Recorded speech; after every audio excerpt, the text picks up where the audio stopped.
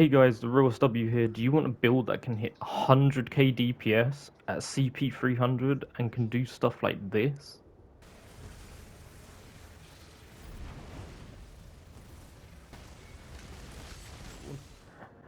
I wanted to make this build based off of a meta build, but also take aspects of certain race passives as well as just generally gear sets that are more obtainable to allow newer players to be able to access the end game easier while still maintaining survivability and ease of use. So let's get right into it. So we're going to start off with the attributes. So these are the base stats.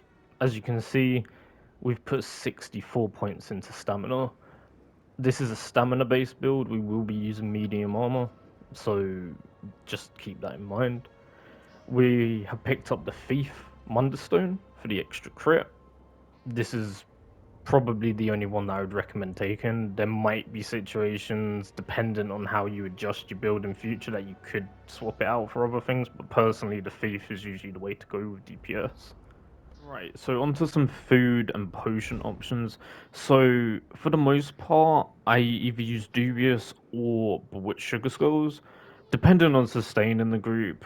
Most of the time, if I'm in dungeons, I'm usually using Dubious just because obviously there's less sustain than there is in trials, because the one healer and just less buff sets. But yeah, Bewitched Sugar Skulls will make you a bit more tankier. It can be better. And then for Parse food, or if you really need the sustain and content, Lavafoot Soup is my go-to for that. And then moving on to potions, generally speaking, I will be using Tri-Stats, just because it gives me recovery in everything and helps with healing. It's just nice to have. Other options, obviously, just your regular trash pots, stamina pots, that is, and then obviously gold coast that you sometimes get from daily rewards. You can also use these. So yeah, those are generally speaking what I will be using.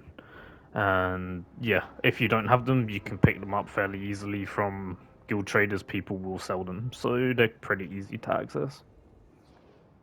Onto subclassing. So subclassing is a huge part of this build. It allows us to have access to skills which previously we wouldn't have had access to. So for this build, you want to keep Herald of the Tome from Arcanist. This is an Arcanist base. However, you don't necessarily have to have Arcanist as the base. That's just personally what I have. So if you have a DK or you have a Templar that you want to build this build on, then go for it. But as I say, Herald of the Tome, it's just a good skill line. You have Fate Carver, you have a lot of nice utility in this skill line, and that's why we picked it. We've got Adric Spear. This is mostly here for the passives. We don't actually need to take that much from this tree, but it just gives us passive damage, so it's just here for that. Finally, we have Ardent Flame. Now, there's a lot of skills here, and some I don't have on my bar right now because they're more for passing. If you do want to do passing with this, there's like one change that you can make, which I will show you later on. As you can see, a couple of my skills aren't leveled. However, we still managed to get a pass over 100k quite comfortably with this build. So it just shows, this build can do good damage. Onto the skill bar. This will be the front bar. We start off with Venomous Claw. This is from Ardent Flame, and we take the Venomous Claw morph, so it turns into Stam. It does poison damage for 24 seconds, and the way that this works is you will apply this to a target, and every 2 seconds it will increase its damage that it does. So you do not want to recast this early. Once you apply it to a target, let it do its whole duration. You don't need to worry about recasting it until it's finished. Once it's finished, you can reapply it and let it do the same thing all over again. The second skill on the bar, Quick Cloak. This is from Dual Wield, and we take Quick Cloak. Other morph is also usable, however, Quick Cloak, in my opinion, is just the better morph. You get Major Expedition for 4 seconds when you cast it, which gives you that 30% movement speed, which is huge. Like, I cannot tell you how good this is. It will get you out of sticky situations. It will get you to mechs quicker. If you need to go run to get in a portal in a trial, for example, you can get there quicker. It's just really nice to have. And you also get major evasion for 30 seconds, reducing your damage from area of effect attacks by 20. So all round, this skill is amazing. It does damage, it gives you speed, it gives you just survivability, and it's just nice to have on your bar. The third skill is Barb Trap. Now, this is from the Fighters Guild. You will have to pick up the Fighters Guild skill line, which you can do fairly easily. I will link it in the description where like all the places you can pick this up from are. Now, this is one of the most important skills to keep up. It gives you Minor Force, which increases your critical damage by 10% for the whole duration, which means you're doing 10% more crit damage on all your other skills. So you want to try and keep this up 100% of the time. It doesn't immobilize, but you're not using it for that. It's a dot, it gives you a buff, and it's just nice to have. Now, the one thing that I will explain, which a lot of people don't tell newer players, is if you read the first part of the passive of this skill, it says it takes 1.5 seconds to arm, which means you will place it on the floor, it will sit there for 1.5 seconds, and then it will hit the target. Which means for a new player that doesn't understand this, you're losing out on 1.5 seconds if you do not cast this earlier than that. So, as you can see, it lasts for 20 seconds, which means realistically, you want to try and recast this when it has around 2 seconds left. I know that isn't always 100% possible, but ideal world, you would be doing it on 2 seconds remaining, and that's how you will keep 100% uptime on this. But try not to stress too much, especially if you're new at the game. We're all learning and getting better every day, so don't stress too much.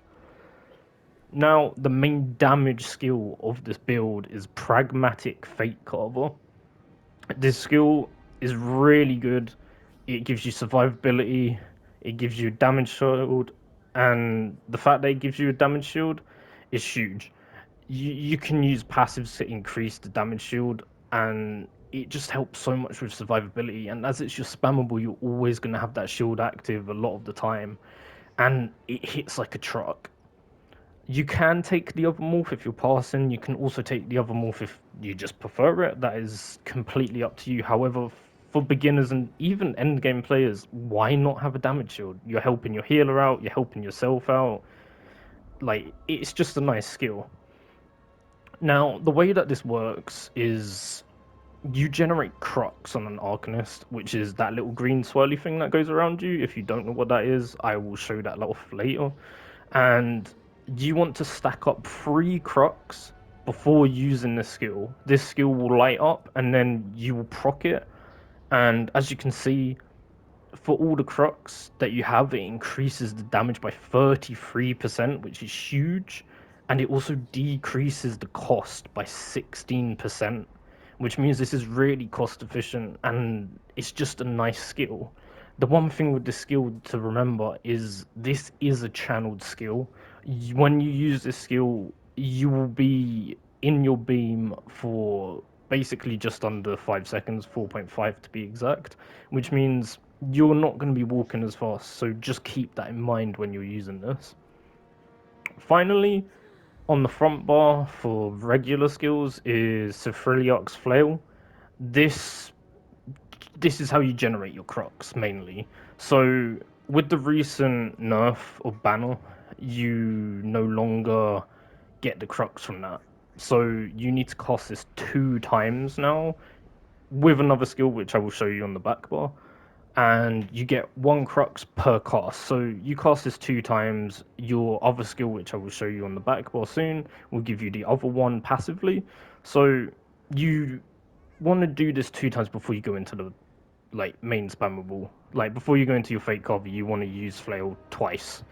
And the good thing with Flail is it also heals you, which means you're usually getting some nice passive healing from this just from using it.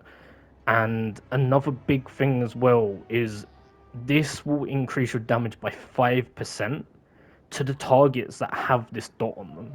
So even if you have all 3 of your Crux and you go up to a new ad pool, I would still recommend casting this because you're getting an extra 5% damage on any target you hit, and that's just huge.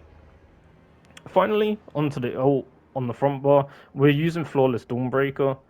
Now, yet again, this is one that is used more so for the passives from Fighters Guild, and you just keep this on your front bar. You can cast it if you don't feel like you can get off your other ult, which is standard, which I will show you when we get to the back bar skills. But generally, it's here for the passives. Like, it can be nice to use sometimes in execute if you know you're not going to get your main ult back. But as I say, it's here for the passives, and you know you're getting weapon and spell damage out of it just sitting on your bar. So that's just great. So onto the back bar. The first skill is Flame of Oblivion. Now, this is here for obviously two reasons: damage and passive. If you look at it, it fires fireballs at the three enemies that are closest to you, generally speaking, every 5 seconds. Now, one thing to remember with the skill is it lasts 15 seconds, and those fireballs launch every 5 seconds. So, this is another one that you do not want to cast early because this skill will fire those fireballs instantly, then at 5 seconds, then at 10 seconds, then at 15 seconds, and then after that 15-second proc, it will then drop off. So you do not want to cast this early, otherwise you miss out completely on a proc, which is a huge damage loss overall. So that is one thing to keep in mind. Another reason we're using this skill is obviously for the passive. Now, the thing that's really nice with this is it can be slotted on either bar and you're getting that extra crit. So this is just a really nice skill to have in your back bar. You can swap this for whip if you want the weapon spell damage. However, where I am low CP, Flame of Oblivion is just nice to have because I'm missing out on crit passives. I'm missing out on some of those things which higher CP players will have. So that's why this is here. Amazing skill. Second skill is Engulfing Flame. Now, we take Engulfing Flame for a couple of reasons.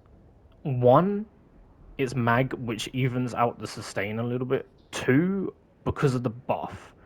Now, not only is it doing flame damage for its duration, and also doing a big burst of fire damage up front when you first cast it, which is AoE, by the way, it also has a passive, which, dependent on your stats, it will increase all flame damage attacks for up to 6%.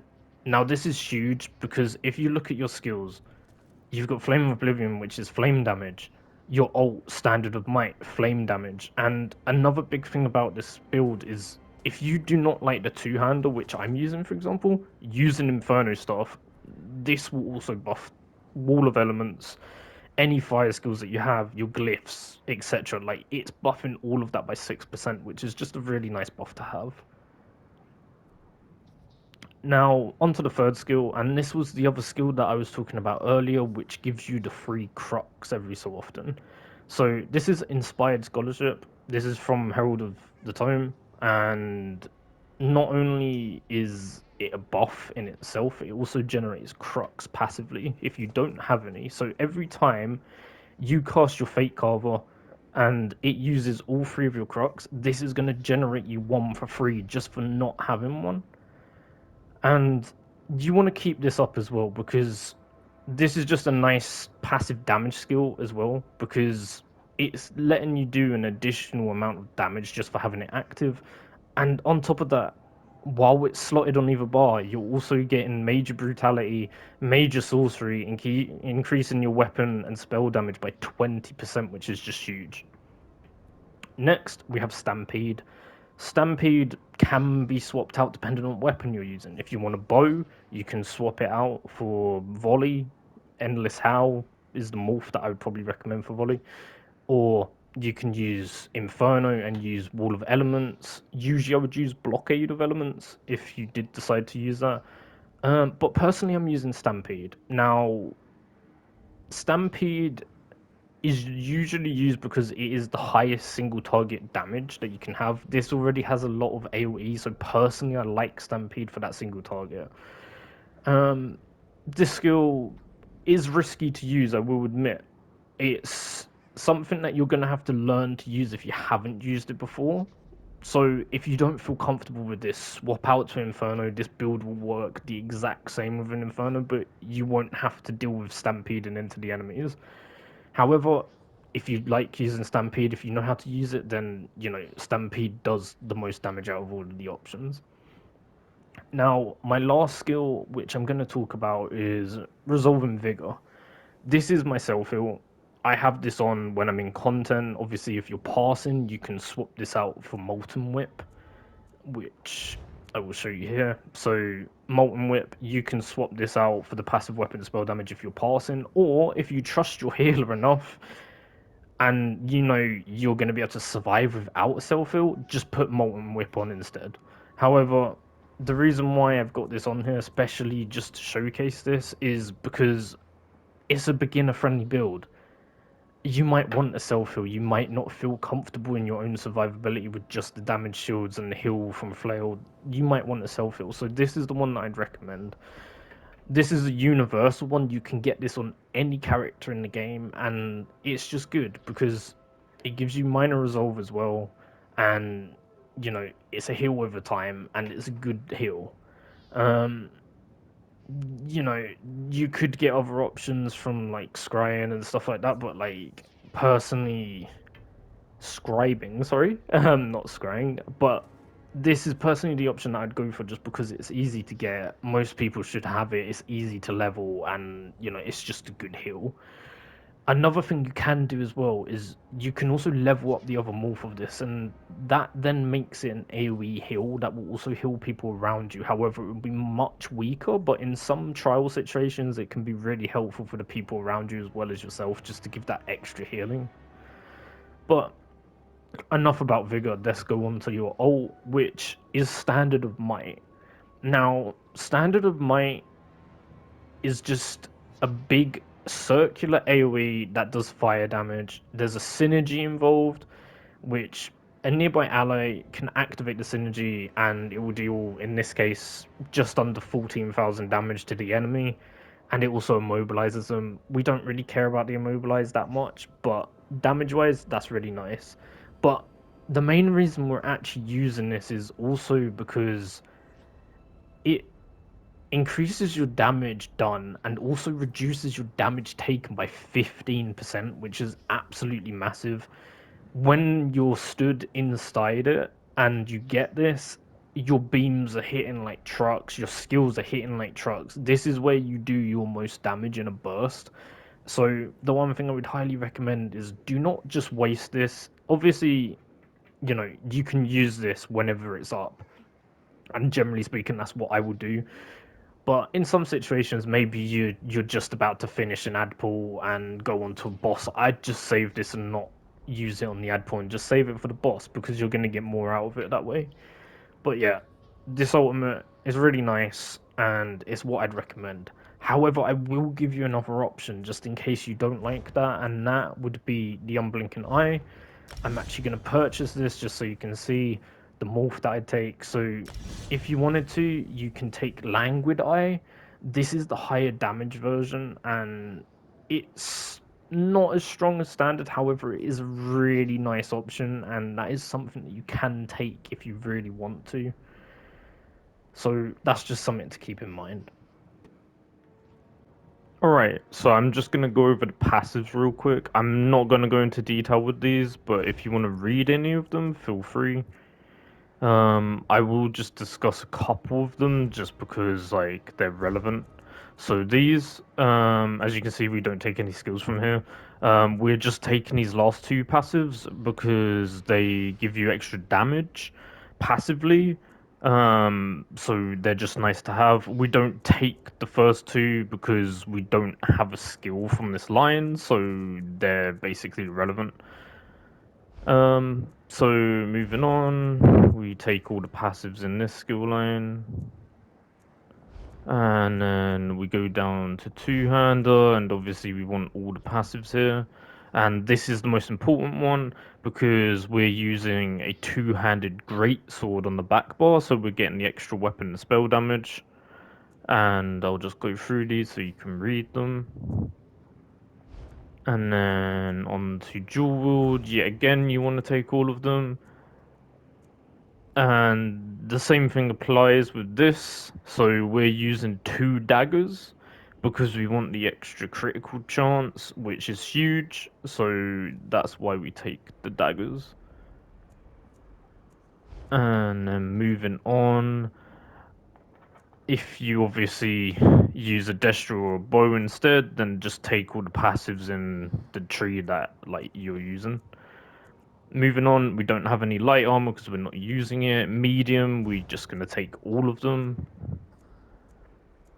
mostly for the crit, and obviously the weapon and spell damage that it offers as well. Then moving on, no heavy armor, of course. Fighters Guild, you want to take all of these. Slayer is the most important, in my opinion. And obviously Bounty Hunter, if you're doing Cyrodiil stuff, just pick it up anyway, but moving on, we don't have any major skills, so we're not taking that. And then Undaunted, obviously take these for the extra recovery that you get from taking synergies, and then obviously the max stats in 2%. And personally, this is just the ease of use thing. You don't necessarily need this, but this is just so you can get around quicker because you get the gallop. So that's just nice to get around the map and stuff. Support don't take any, and then obviously all the Wood Elf passives here, which I showed earlier. I'll just go back through them just in case anyone wants to read them. But as for anything else, you're pretty much good with those ones. Um, as I say, if you're using a bow of destruction stuff, obviously take the respective passives for each line. And yeah, that is all the passives. Alright, so let's get into the gear. So, first things first, we're running Deadly on the front bar. We're running two daggers. The first one in your main hand is going to be Nirnhone with a flame enchant, and your offhand is going to be charged with a poison enchant. Now, Deadly increases your damage over time and channeled attacks by 15%, which means it's going to impact your beam and any of your damage over times that you apply any of your dots. So that's why we're using this. On our back bar, we're using Maelstrom Greatsword. Personally, I use the Greatsword over the bow and the Inferno for most things. However, sometimes you might want to swap out to Inferno. If you do, it's going to have the same enchant and it will also be infused. So you want a weapon damage enchant. And what the Greatsword does specifically is each time you use critical charge, um, you increase your direct damage by 9%, and it stacks twice and goes up to 12%. So you definitely want to make sure that you stack into 12 because it's a huge damage increase. Now, going down to the body pieces, we have a one-piece monster, which I'm using Ice Heart. You can use Slime Claw and various other crit sets, and you want this in Divines with Max Stam enchant and in Medium. Now, onto the second set that we're using, we are using Tideborn, which is a craftable set. You can pick this up from Guild Trader, or you can ask someone to craft it for you if you can't craft it yourself. What this set does is it increases your direct damage done to monsters by 12%, which that includes your beam and any direct impact damage. And it gives you a bit of pen as well, which is nice. And you want this in Divines with Max Stam, Shoulder Piece Deadly, Divines Max Stam, and then the rest of the body pieces are all medium Tideborn in Divines with Max Stam enchants. Now, we're using a Mythic in this build. We're using Velofy's Your Mage's Amulet, which I will put a link in the description on how to obtain this. You want it in Bloodthirsty with a weapon and spell damage glyph. Now, what this does is it gives you minor force at all times, and it increases your damage by 15% against monsters, and that's all your damage, which is huge. And the one thing to note here as well is even though it says it reduces your light and heavy attack damage by 99%, you still want to make sure that you're light attacking. Do not stop light attacking just because of this debuff, because it is essential for damage. And then just to round it off, we have two deadly rings, both in Bloodthirsty with weapon and spell damage. Just a side note, the recoveries underneath, they don't really matter too much, so just put it to your preference. And I'm just going to mention one other set here, which is more of a higher up set to swap out to eventually, and that is going to be Unsouls. So obviously you will put it in place of Tideborn on your body, and Unsouls is a great set. It comes from VSE, and it's just a great set from trial, and it gives you obviously the minus layer, which gives you the 5% damage, gives you a bit of pen, crit chance, and you get a flat 7% damage against monsters, which is huge, which then doubles to 14% if you get an interrupt. So this is a lovely set to get. Would highly recommend. And obviously if you're bodying it, it's going to be a medium set. You want it in divines with max stam, the same as everything else. So those are the sets that we're running. And alright, next I'm just going to go over champion points real quick. So we'll start off in the blue tree. I'm not going to bother with the green just because that is personal preference. So in here, as you can see, we've got exploit and we've got rifle strikes. Rifle strikes I'd take straight away. That is the first one I'd aim for. Exploiter is good for passing. It's also okay in content. However, if you cannot manage the uptime on it, then it's not worth having. So the other options is, as you can see, I've marked them 1 and 1 because I have no points. But we have Biting Aura, which is the next one that I would take, and obviously Master at Arms alongside that. These will boost your beams damage and direct damage in general and area of effect in general. They're just nice to have. Those two and Rifle Strikes are, in my opinion, must slots. And then obviously you want to be taking these ones, which I don't currently have because obviously I'm low CP. And I'm just going to say as well, if you don't want to use Exploiter, which, you know, for some content you probably don't want it on, either take Fighting Finesse or Backstabber, in my opinion. Fighting Finesse is probably the better option here. Or if you have enough crit and you don't need anything else, just take Reaving Bros for the extra healing. And yeah, and then obviously you want all the passive stuff and obviously resistances out of here, which I do not have because of my CP, obviously. Now, coming over to the fitness tree, aka the red tree. Personally, for now, I have taken rejuvenation for the sustain, fortified for the extra armor, boundless vitality for the extra health. Gonna say ignore Shield Master. It's there for now because I don't currently have enough points to get Bastion. But Bastion will 100% be on my bar. Now, another couple of options that I will just say is Celerity is huge, really nice. If you want this, take it. If you feel like you can get rid of, say, rejuvenation, if you already have enough sustain, then obviously celerity is a nice option. And then finally, I really want to shout out Spirit Mastery just because getting reses quicker is just huge. So that is one that I'd highly recommend. But obviously, yeah, Bastion is one that I don't have, but I would highly recommend putting it in instead of Shield Master. The rest is kind of up to you. It's kind of flexible depending on your preferences. So that is the red and the blue tree for CP. But anyways, guys, this build has done amazing things for me. I've done vet trials, I've done VK hard mode, I've done some dungeon hard modes, and just overall, like, this build feels really nice. It's got good survivability, good damage, and you know, it will only get better as my CP goes up. But anyways, I hope you found this build video helpful and you got something from it. I'm going to leave this video off with a pass at the end, just in case anyone wants to see a pass, that will be at the end here. And I hope you have a good rest of your day, and see you in the next one.